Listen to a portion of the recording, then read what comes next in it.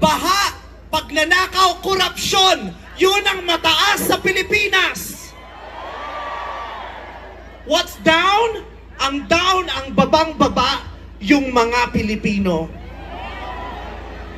Kaya sa ngalan ng lahat ng mga kapwa ko artistang nasa entablado ngayon, pati na rin yung mga artistang nasa baba at nasa iba't ibang lugar na nakikisama sa amin, binabati po namin kayong lahat.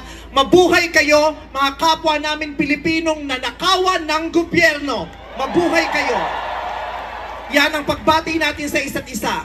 At para sa lahat naman ng mga politiko at bahagi na ng gobyerno na nagnakaw sa atin, nagnanakaw sa atin, mga nakatingin habang may nagnanakaw sa atin, mga kasama ng mga nagnanakaw sa atin, mga alam na may nagnanakaw pero hindi nagsasalita, mga kasama ng mga nagnanakaw, mga nagtatago ng magnanakaw, isa lang ang gusto naming sabihin sa inyong lahat.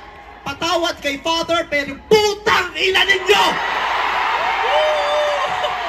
Kaputa-putahan ng mga putang ina nyo! Katatapos lang ng misa, pero Panginoon, patawarin nyo kami, pero totoo yan. Ito ang wika ng lahat ng mga Pilipinong ninakawan, putang ina nyo! Putang ina nyo! Putang ina nyo! Putang ina nyo! Putang ina nyo!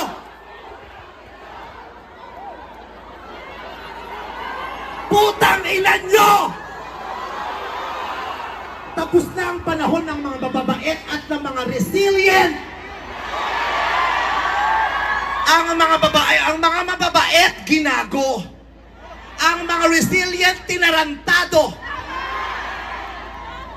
Hindi nauubra sa atin yung bait-baitan, kimi-kimian, tahimik-tahimikan, patawad pero hindi po.